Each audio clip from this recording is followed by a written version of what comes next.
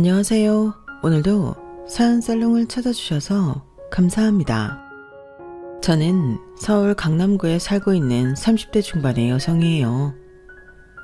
여러분은 올 한해 무슨 일을 제일 잘했는지 꼽을 수 있으신지요?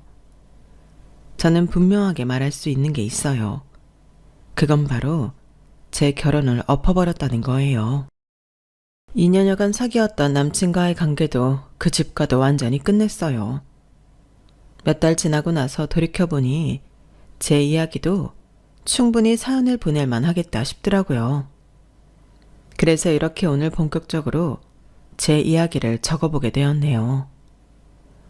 제가 어떻게 고구마처럼 꽉 막혔던 속을 확 풀었는지 끝까지 들어주시면 좋겠어요. 저는 원래 교육행정직 공무원을 했다가 아빠가 하시는 학원 사업을 돕게 되었어요. 공무원 생활은 3년 정도 했고요. 저희 집이 원래 이것저것 사업을 하고 있는데요. 아빠는 학원 쪽으로만 계속 해오셨고 그걸 크게 확장하시면서 저더러 함께 해보자고 하셨던 거였어요. 언젠가는 저도 그런 일을 할 거라고 생각했었어요. 그래서 제가 예상했던 것보다 그 시기가 많이 앞당겨졌다고 여기고 과감하게 공무원직을 사퇴했네요. 현장에 나와서 일을 해보니 모든 게 다 새롭더라고요. 재미도 있었고요. 솔직히 공무원으로 일하는 것보다 훨씬 적성에 맞았어요. 학원에서 일을 하다 보니 강사들보다는 다른 업무를 하는 직원들과 더 친해지게 되더라고요. 강사들은 아무래도 수업 전 시간도 줘야 하고 예민한 데가 있어서 좀 거리를 두게 됐거든요. 저는 그냥저냥 다 잘 어울리는 스타일이라서 직원분들하고도 격이 없이 잘 지냈어요. 제가 형제가 없다 보니 사람들하고 있는 걸 좋아해서요. 제가 아빠 딸이라는 걸 다들 알고 있으니 불편할 수도 있잖아요. 그래서 가능한 회식 같은 거 잡으려고 안 하고 모임이 있으면 되도록 일찍 마무리하는 쪽으로 배려했어요. 저야 사람들하고 오랫동안 밤 늦게까지 이 말 저 말 하고 싶었지만요. 그런 거는 좀 더 친밀하게 된 분들하고만 저녁 식사 자리 같은 데에서 나누기도 했어요. 그러다 보니 직원들은 제가 무리한 요구를 하지 않으면서도 격식을 차리지 않고 잘 지내는 사람으로 생각해 주더라고요. 덕분에 제 호감도도 올라갔고요. 그러는 와중에 지인의 건너 소개로 남친을 만났고 2년 정도 사귀게 되었어요. 사실 저희 집은 아빠 학원 사업보다 엄마가 하시는 일이 더 잘 알려져 있거든요. 아빠는 웬만하면 일하는 걸 드러내지 않으려고 하셔서요. 엄마는 주로 대학 병원들을 상대로 의료 시술에 필요한 것들을 납품하셨어요. 말은 이렇게 해도 꽤 큰 사업인데다 만드는 데에 정밀한 기술이 요구되는 거라 안 하던 사람들이 뛰어들기는 어려웠어요. 공장에서 기계가 만들어준다고는 하지만 조작을 하고 나온 물건을 보는 건 다 사람이 하는 일이니까요. 남친도 저희 엄마가 어떤 일을 하는지 알고 저를 만났는데요. 일부러 조사를 했다기보다는 제가 마음에 들어서 소개해달라고 했는데 소개해준 지인이 저희 엄마가 사업가라고 얘기를 했다더군요. 물론 이거 다 순뻥이었지만요. 이 인간은 엄마 사업을 노리고 저한테 접근한 거였어요. 저는 전혀 모르고 사귀었고요. 저는 진심으로 남친이 저와 잘 맞는 사람이라고 생각했어요. 남친이 꽤나 호감형이어서 누구나 보면 좀 관심을 갖게 되는 부류거든요. 저 역시 그랬는데 그런 사람이 저를 좋다고 하니 솔직히 붕 뜬 마음이 있었던 것도 사실이에요. 남친은 기술직 공무원이었는데 일반 회사를 다니고 싶어 했어요. 그래서인지 엄마가 하시는 의료 납품들에 굉장히 관심이 많다고 했어요. 지영아, 너도 공무원 하다가 다른 일 한다며. 그래서 내 심정 알아줄 거라고 생각해. 공무원직도 맞는 사람이 있고 아닌 사람이 있는 것 같아. 난 너처럼 그냥 일이 더 맞기는 한 것 같은데 공무원만큼이나 효율 좋은 일을 찾으려니 잘 못 찾겠더라고. 근데 지영이 어머님 하신다는 일은 되게 관심이 생기네. 이게 한번 알아놓으면 지속 가능한 일 같고. 그래서 나 어머님 하시는 일 어떤지 좀 봐도 되려나 해서. 나도 장래에는 그런 쪽으로 일을 하고 싶다는 생각이 부쩍 많이 들거든. 나도 엄마 회사는 가본 적이 없고 오빠가 보고 싶어 하는 건 공장에서나 볼 수 있을 거야. 근데 그게 본다고 해서 알 수 있는 건 아닐걸? 그래도 직접 공장 돌아가는 거라도 보고 싶어서 그래. 나한테 그 정도는 견학시켜줄 수 있잖아.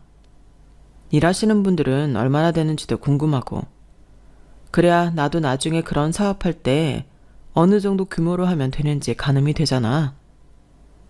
그런 거라면 굳이 공장에 가보지 않아도 자료 정도는 줄 수 있을 거야.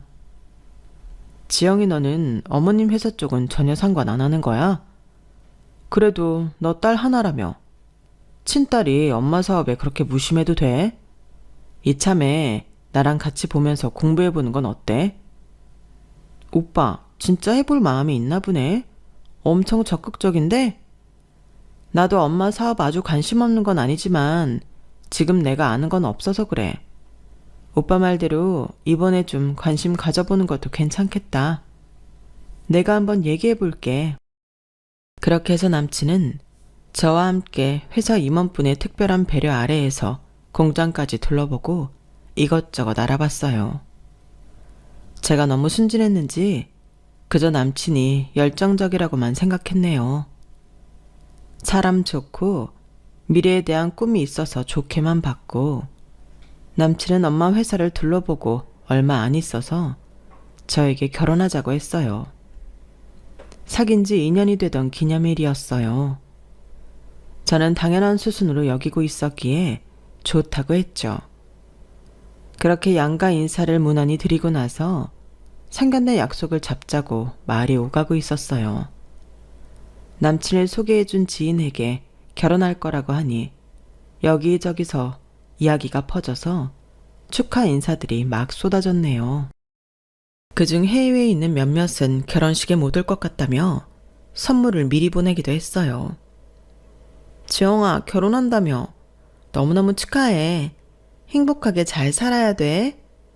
내가 여기 독일에 몇 년은 더 있을 것 같고 한국 들어가기 쉽지 않을 것 같아서 선물로 전자레인지 겸 오븐 보낸다.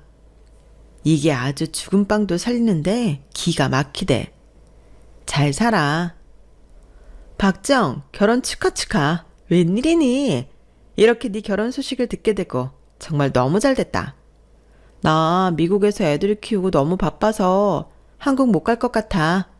대신 내가 통 크게 TV 쏜다. 그러니까 TV 사지 마. 저는 일일이 고맙다고 인사하고 나중에 한번 찾아가든지 아니면 들어올 때 톡톡히 갚아주겠다고 했네요. 제가 그렇게까지 친하다고 생각하지 않았던 친구들인데도 축하해주고 선물 보내주는 걸 보고 미안하기도 했고요. 그렇게 좋은 시간들을 보내고 있었는데 남친 어머니가 갑자기 저한테 남친 형한테 어울리는 여자를 소개시켜 달라고 조르기 시작했어요. 아우, 너 몇 년간 만나지도 못한 친구들이 신혼 선물 보냈다는 소리 들으니까 역시 그래도 회사 같은 회사는 운영한다고 해야 친구들도 잘 붙는다는 생각이 드는구나. 다 좀 사는 집 애들이니까 TV에 비싼 오븐 이런 걸 다 보내는 거 아니겠어? 학교 다닐 때 많이 친하기는 했는데 그래도 이렇게 선물을 큰 거 보내줄 줄은 저도 몰랐어요. 저도 너무 고맙더라고요. 그래서 말인데 네 주변 사람들이라면 믿어도 될 만하겠다 싶어서 우리 준혁이 말이다.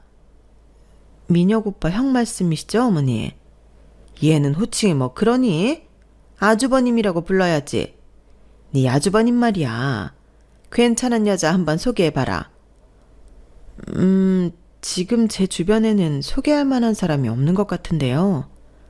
좀 친한 애들은 다 남친도 있고요. 좀 어려울 것 같아요. 어렵긴 뭐가 어려워. 좀 뒤져보면 나오지 않겠어? 아님, 우리 준혁이 여자 소개시켜주기 싫어서 그런 거니?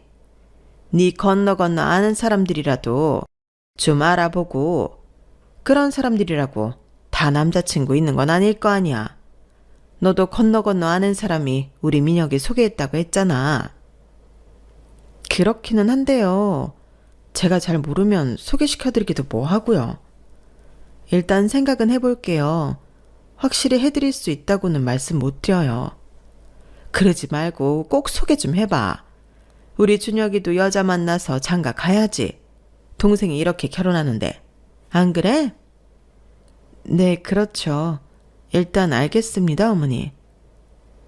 제가 남친 형의 여자친구 소개를 꺼린 건 뭔지 모르게 인상이 안 좋았기 때문이었어요.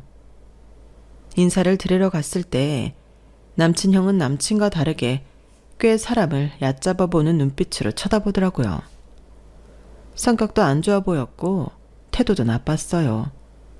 그래도 집에 손님이 온 건데 아주 짜증스러워 했고 저를 너무 무시하는 게 티가 났거든요. 게다가 남친 형은 지금 직업이 없어서 여자한테 소개시켜주기가 아주 곤란했어요. 무슨 게임 회사를 차린다고 했다가 말아먹었고 그 다음에는 시나리오를 쓴다고 영화사 여기저기 들락거리다가 다 관두고 집에 있다고 했거든요. 그런 사람을 뭐라고 하며 소개시켜줘야 할지 모르겠더라고요. 저는 대답은 해놓고도 고민이었는데 남친 어머니는 거의 매일 저한테 전화를 해서 자기 큰아들 여자친구는 언제 소개시켜줄 거냐고 닥달을 해댔어요. 진짜 질릴 정도로요. 너 네 결혼만 생각할 게 아니고 우리 준혁이도 번듯한 여자친구 만들어줄 생각해야지. 그게 네 결혼식 때 모양새도 더 좋지 않겠어? 어머니, 제가 진짜 이런 말씀은 안 드리려고 했는데 지금 아주버님 여자 소개시켜드리기가 좀 그런 게요. 뚜렷하게 하고 계신 일이 없으니까 말을 꺼내기 어려워요. 고작 그런 것 때문에 어렵다는 거니? 예, 이래봬도 나도 지금 대표야. 동네에서 작게 한다고 무시하는 거니? 그럴 리가요. 하지만 확실한 직업이 있어야 소개하기 쉬운 건 사실이잖아요. 그럼 니네 어머니 회사에 자리 하나 마련해주면 되잖아. 그게 그렇게 쉬운 건 아니어서요. 어려울 것 같아요. 너 니네 엄마한테 말도 안 해보고 그렇게 말하는 건 아니지. 내가 오늘은 바빠서 이만 하는데 아무튼 너 니네 엄마한테 꼭 말씀드려라. 우리 아들 일자리. 그래도 사돈될 사이인데 니네 엄마라고 말하는 것도 그렇고 당연하다는 듯이 자기 아들 일자리 마련하라는 게 저는 어이없더라고요. 이런 경우는 정말 처음이었어요. 친척분들 중에도 이런 얘기를 하는 사람은 없었거든요. 제가 그건 안 될 일이라고 하는데도 남친 어머니는 계속 저한테 니네 엄마 회사가 번듯하고 규모도 있으니 당장 자리를 만들어내라는 식이었어요. 자꾸 그러니 자기 아들 받아주는 회사 없는 걸 저희 집에 떠넘기려고 하는 속셈 같다는 생각이 들더라고요. 그러니 남친 형한테도 더 정이 떨어졌고요. 처음에는 저도 잘 지내고 싶었는데 이런 식으로 나오니 오히려 피하게 됐고요. 남친은 제가 자기 형과의 자리를 피하는 것 같다고 섭섭해했지만 저는 어쩔 수 없었어요.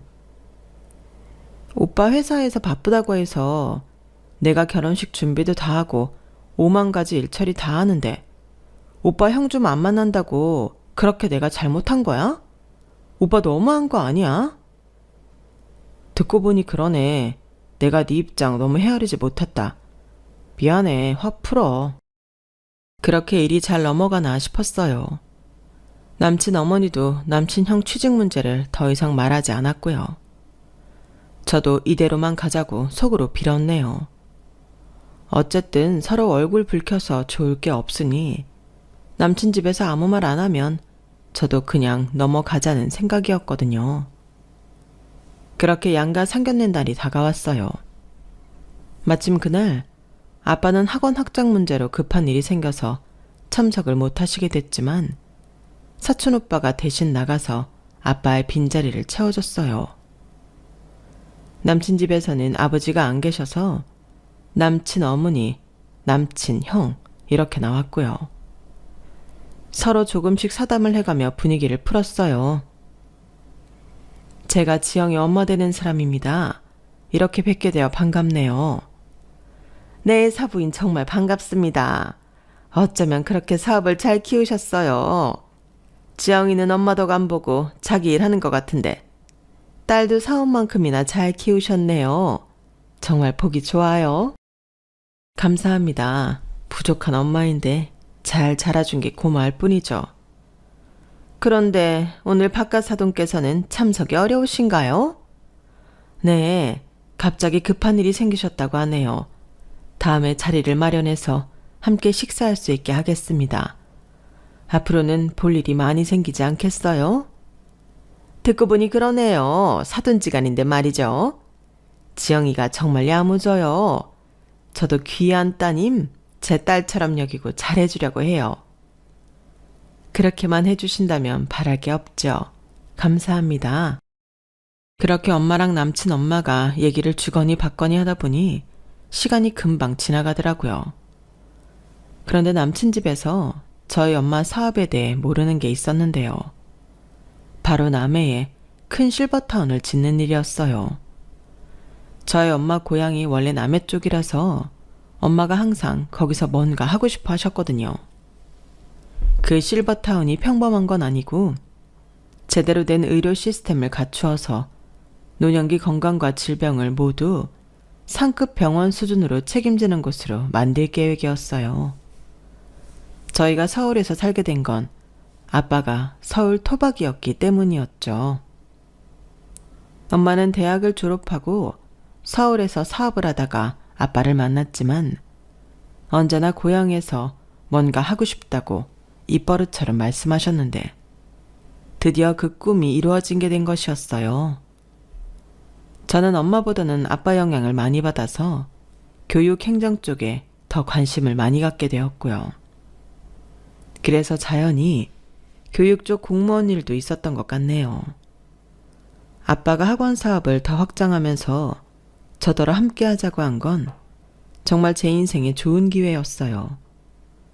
강사들을 일일이 관리하고 학원 전체가 돌아가는 일을 하는 게 더 재미있었거든요. 물론 월급도 훨씬 많았고요. 제 적성에 딱 맞는 일을 아빠 밑에서 할 수 있다는 건 정말 큰 행운 중의 행운이라고 말할 수 있겠네요. 어쨌든 상견례를 잘 마치고 혼수 장만하고 식 올릴 준비를 하는 도중에 엄마가 몸이 많이 아프게 되어 병원에 입원하게 됐어요. 남친 어머니는 지병이 있었던 게 아니냐며 자꾸 꼬치꼬치 캐묻더라고요. 저는 그런 거 없고 요즘 과로하신 것 같다고만 했네요. 그런데도 남친 어머니는 전화를 끊지 않고 자꾸 더 물어보는 거였어요. 아니, 말은 과로라지만 늘 하시던 일 하던 건데 갑자기 위중한 병이라도 생기신 건 아니니? 그런 거라면 회사 물려받는 거라든지 여러 가지 준비해야 할 게 많지 않겠어? 지금 무슨 말씀하시는 거예요? 우리 엄마 아직 그러실 때 아닌데 왜 그러시는 거예요? 아니, 이런 건 만에 하나를 위해 대비해야 되는 거잖아. 혹시 전에 상견례 때 나왔던 니네 사촌오빠라는 사람이 회사 지분 갖고 그러는 건 아니지? 어머니, 지금 저희 엄마 아프신데 얼른 나으라고 하시는 것도 아니고 너무 실례 아닌가요? 실례라니, 나는 너 생각해서 하는 말이다. 행여 네가 딸로서 받아야 할 걸 못 받으면 안 되는 거잖아. 이건 그냥 만에 하나 하는 말이야. 만에 하나 검질 경과가 나쁘면 유산 좀 미리 받고 우리 준혁이한테 뭐 하나라도 차려줄 수 있지 않겠어? 하다못해 식당 같은 거라도 말이야. 무슨 식당을 말씀하시는 건지도 모르겠고요. 제가 왜 유산을 당겨받고 그런 걸 해줘야 되는 건지도 모르겠네요. 저희한테 뭐 맡겨놓으신 것처럼 그렇게 말씀하시는 게 저는 너무 이해가 안 돼요. 엄마 아프다고 문병을 오시는 것도 아니고 전화해야 되고 그게 하실 말씀인가요? 못할 말은 아니라고 생각한다. 그게 뭐 어렵니? 솔직히 말해서 사돈 집 자체가 놀고 있다는데 뭐 하나 자리라도 마련해 주는 게 있는 집 사돈이로서 도리 아니니? 어머니 그렇게 말씀하시니 저도 한 말씀 드리자면요. 저희 결혼하는데 혼수금 뭐고 전부 다 우리 집에서 준비하고 오빠 쪽에서는 뭐 할 건지 물어봤을 때 집 해주신다고 하셨잖아요. 그런데 그 집 언제쯤 제가 볼 수 있어요? 집을 봐야 가구며 침대며 주문을 하죠. 해줄게. 걱정 마라. 내가 니들 직장 가까운 데에 해준다고 안 하든 서울에 떡하니 해줄 거니까 염려 마라. 어머니, 저나 오빠나 둘 다 서울이 직장이니 서울에 해주시는 거 당연한 거고요. 다 약속하셨던 거니 얼른 집을 계약하게 해주시면 좋겠어요. 그런데 서울에 집 구해주실 정도면 아주버님한테도 카페 정도는 차려주실 수 있지 않나요? 니네 집 해주느라 우리도 돈 많이 쓰니 그 정도는 해줄 수 있는 거 아니냐는 말인데 뭐 그리 꼬아서 생각하니? 너 그래서 안 사던 사업 이어받겠어? 사람이 그릇이 간장종지만 해서 무슨 사업을 해? 저는 남친 어머니가 하는 말을 들으며 엄마가 남의 크게 실버타운 짓고 있다는 말을 안 하는 게 좋겠다고 생각했어요. 그걸 알면 바로 자기 큰아들 거기에 꽂아달라고 할 게 뻔한데 아무리 제가 외동딸이라고 해도 엄마한테 그런 부탁드리기는 너무나 부끄럽더라고요. 남친 어머니는 상견례 자리에서도 분명 엄마한테 저희 직장 다니기 편한 곳에 신혼집을 해준다고 약속해놓고는 지금까지 신혼집 보러 가자는 말 한마디가 없었어요. 그리고 엄마가 입원하는 시간이 길어지고 저희 엄마 사업이 어렵다는 소리가 나오자 이제는 그걸 가지고 또 저를 볶아댔어요. 너 말이야. 신혼집 가지고 그 난리치고 우리 준혁이 직장 안 구해주는 건 말이야. 안 사돈 사업 어려워진 거랑 관계 있는 거 아니니? 아니, 니네 친정 어려워져서 너 빌붙으려고 그러는 거 아니냐고. 그러니까 준혁이 카페 하나 못 차려주는 거고. 맞지? 그렇지? 내가 다 들은 게 있어서 그래. 땡땡헬스 어려워졌다고 다들 그러더라. 제가 우리 집 어려워진다고 왜 어머니한테 빌붙어요? 그럴 일 없거든요. 저희 집 망했을까봐 궁금하신가 본데 그런 말씀 하실 거면 다시는 아주버님 카페 차려달란 말 꺼내지도 마세요. 그리고 신혼집 계약서부터 주시고요. 아니면 저도 이 결혼 다시 생각해 봐야겠어요.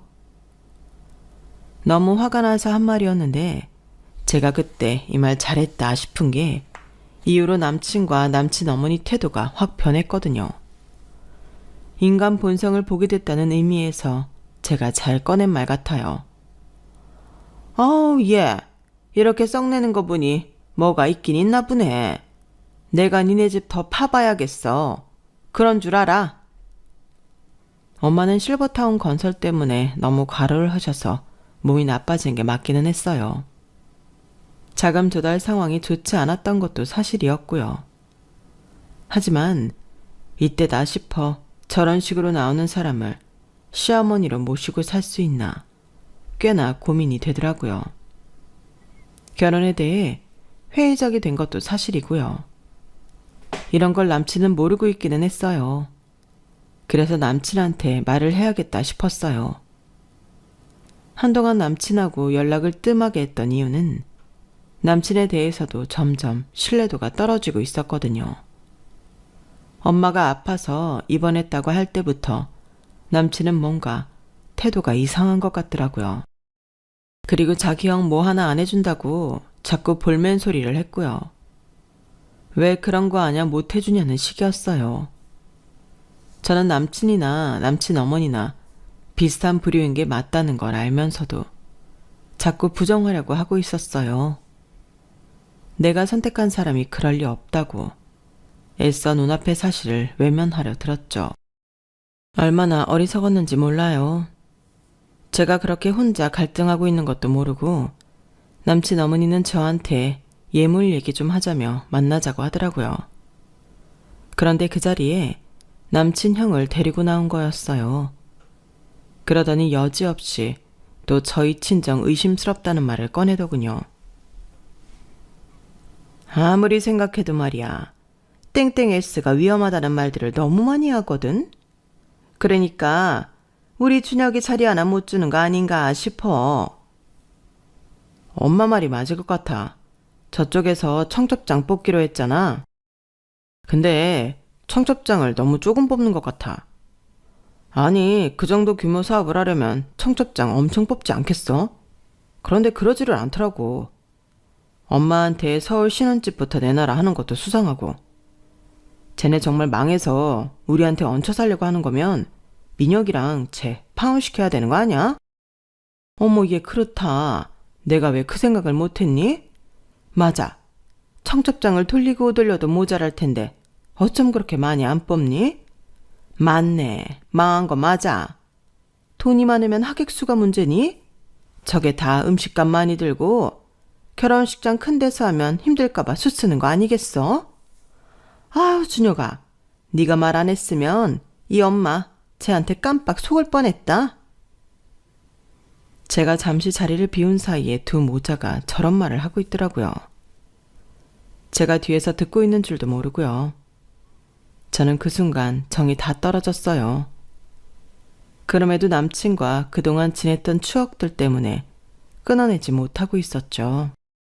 남친만은 그러지 않기를 바라는 마음이 있었던 것 같아요. 그래서 파혼하자는 말을 차마 못하고 있었는데 남친 어머니가 저한테 전화를 했더라고요. 예, 나 서울 신혼집 그거 없던 일로 해야겠다.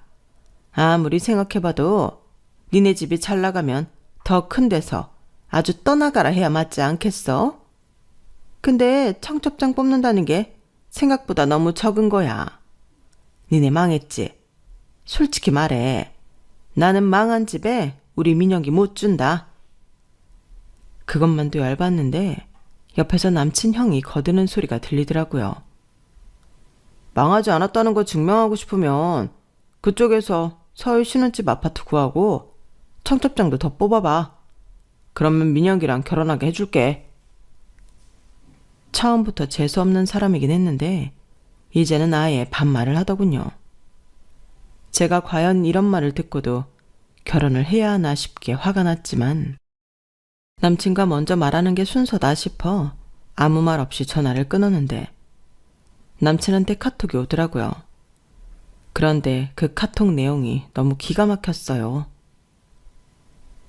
우리 결혼 없던 걸로 하자. 나 거지 집안하고는 상종 못하겠다. 정말 황당하기 짝이 없더군요. 니네 엄마 사업 그렇게 어려워서는 우리 집에 손 벌리지 않을까 걱정이고 너도 집안이 어려운데 무리해서 결혼하는 건 도리 어긋나는 짓 아니야? 그렇게 살지 마. 아무리 사람이 어려워도 결혼을 돌파구로 삼으려고 하는 건 아니지. 다른 사람 인생까지 망치려고 하는 건 안 되는 거야. 내가 먼저 하려던 말을 이렇게 듣네. 그것도 카톡으로. 나는 적어도 얼굴 보며 이야기하려고 했어. 그런데 이런 얘기를 카톡으로 해? 김민혁, 그런 인간이었어? 와, 진짜 너무너무 깬다. 그래, 잘됐다. 결혼하기 전에 인성 알게 돼서 너무너무 다행이다. 파혼하자. 파혼해. 끝까지 자존심 세우는구나. 얼굴 보며 하면 뭐 더 나을 게 있어? 너희 집안 수준 별로인 거 진작에 알았어야 했는데. 야, 더는 카톡 보내지 마. 너라는 인간이라 보내는 거 더 보고 싶지도 않아. 그래도 순순히 물러나줘서 고맙다. 뭐 취소할 거 있으면 다 하고 알아서 해라. 나한테 덤트기 씌울 생각하지 마. 유학금 물게 되는 거 다 너네 집으로 보낼 테니까 알아서 해. 내가 그것까지 당할 것 같아? 당하기는 뭘 당했다는 거냐? 기울어진 사업하는 주제에 거들먹거린 건 니네잖아. 구질구질하게 끝내자고 하네? 그래, 보내라, 보내. 돈 없어서 그 유학금도 못 물겠다는데 그거 하나 못 해주겠냐?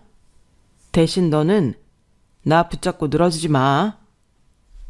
그럴 일 절대 없을 테니까 걱정하지 마. 저는 분노로 너무 부들부들 떨려서 무슨 정신으로 카톡을 보냈는지도 모르겠더라고요.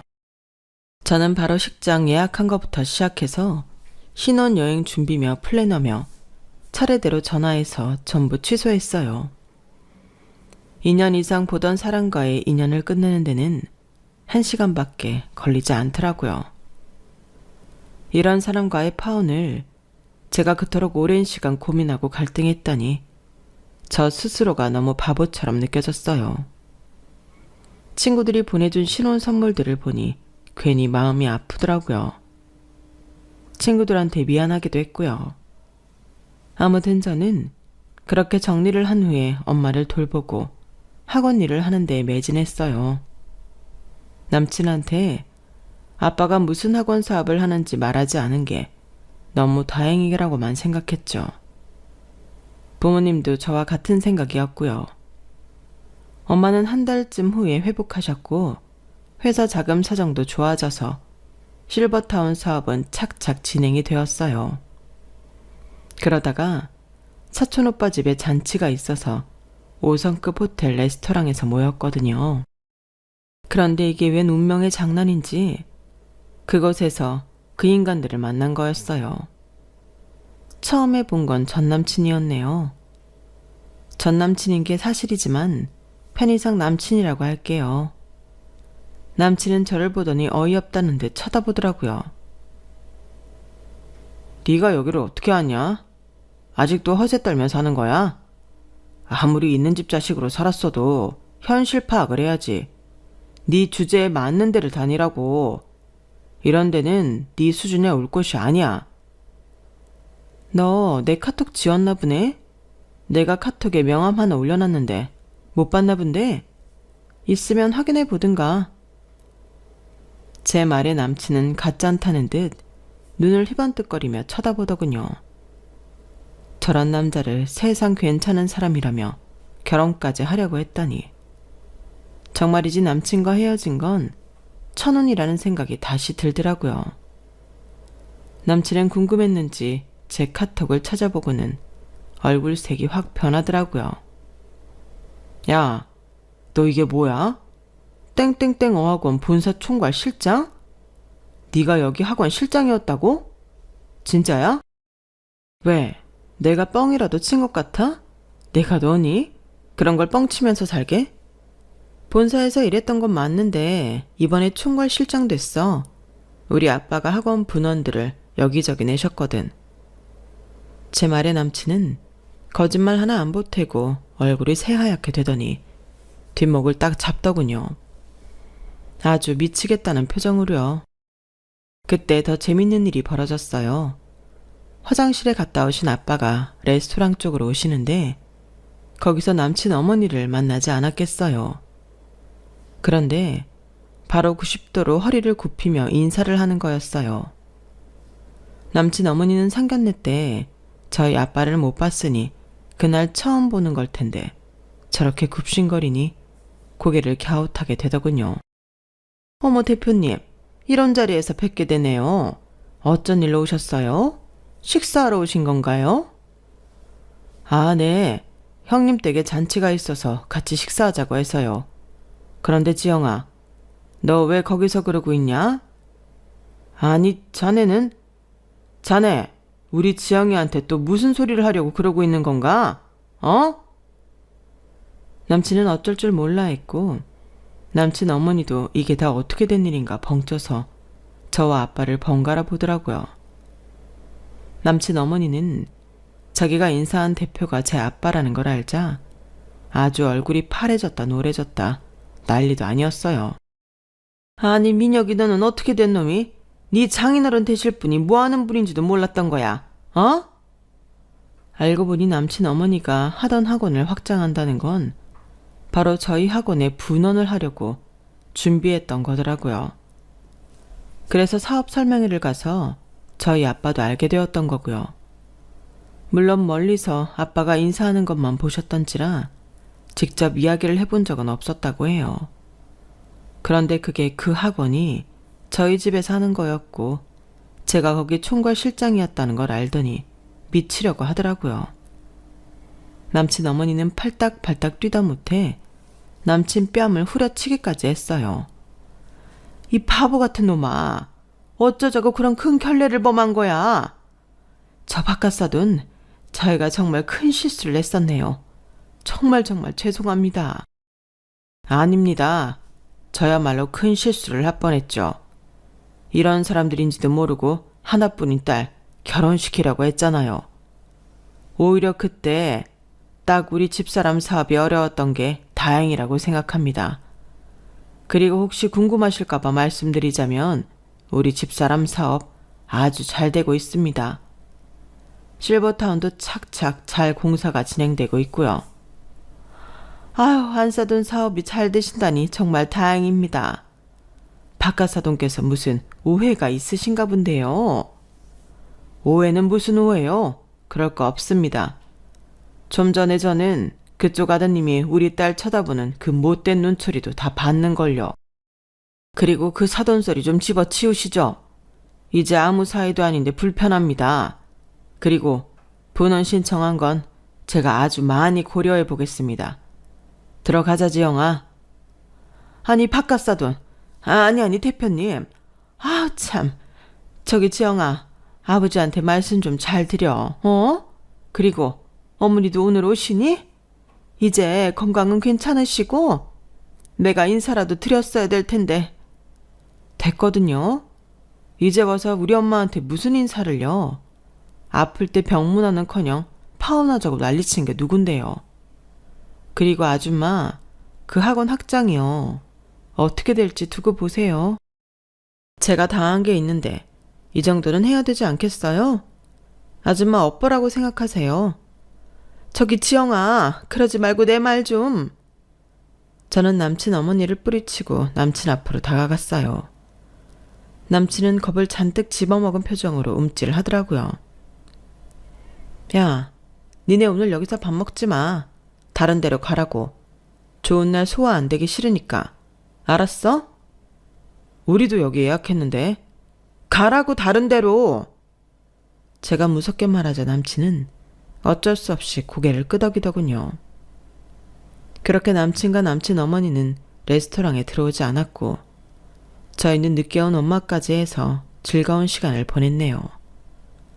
그 후 남친은 저한테 전화며 카톡이며 수없이 메시지를 보냈어요. 자기가 잘못했다고 싹싹 빌더라고요. 내가 진짜 큰 실수를 했어. 정말이지 정신이 어떻게 됐었나 봐. 야, 네가 하도 문자를 많이 보내서 마지막으로 경고하려고 네 전화 받은 거니까 똑똑히 들어.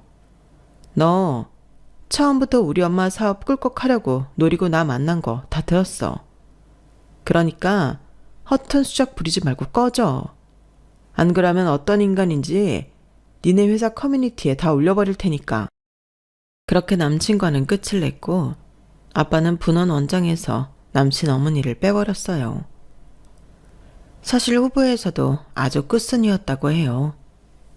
이전에 했던 학원 평가도 그다지 좋지 못했고 강사들한테도 평이 좋지 않았다고 해요. 저희가 청첩장을 남친 쪽에서 생각했던 것만큼 안 뽑았던 건 제 친구들이나 그렇게 가깝지 않은 사람들은 다 모바일 청첩장을 돌릴 계획이었어요. 그리고 엄마 쪽 친척들이 미국에 많이 살아서 아예 미국에서 한 번 더 저희 결혼식을 해줄 생각을 하셨거든요.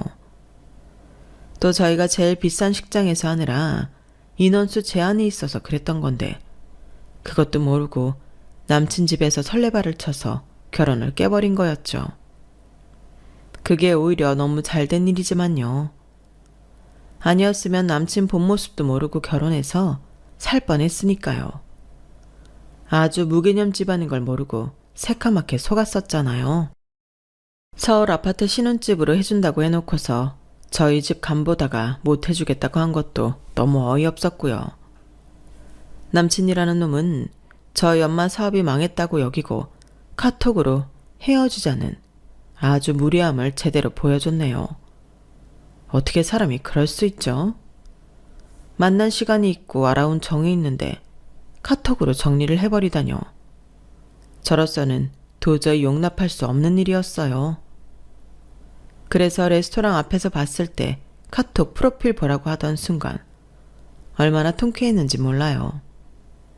그놈이 하얗게 질려서 지 엄마한테 뺨 맞고 절절 매던 것도 완전 사이다였고요.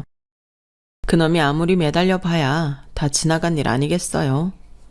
세상에 되돌릴 수 없는 일도 있다는 걸 그놈도 알아야 되고요.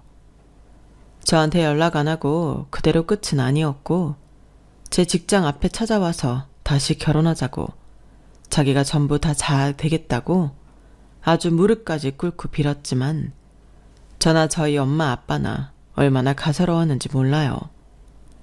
이제 와서 그런다고 저희가 눈 하나 깜짝 하겠냔 말이죠. 얼마나 인간이 속물이고 뻔뻔하면 다시 만나자는 말을 할 수가 있을까요? 결혼을 다시 하자고요? 정말 기막혀서 말이 안 나와요.